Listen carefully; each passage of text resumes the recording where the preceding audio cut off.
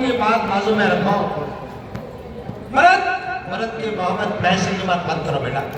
તમને રાજી કેરે સારે બધા હા मना खाना मारे અને તમારા કાકાને एना खाना तेरे બેને તાત્કાલિક રંગમાં લાવે તો लोग काने आंगणे भरावा दांत करे। એમ.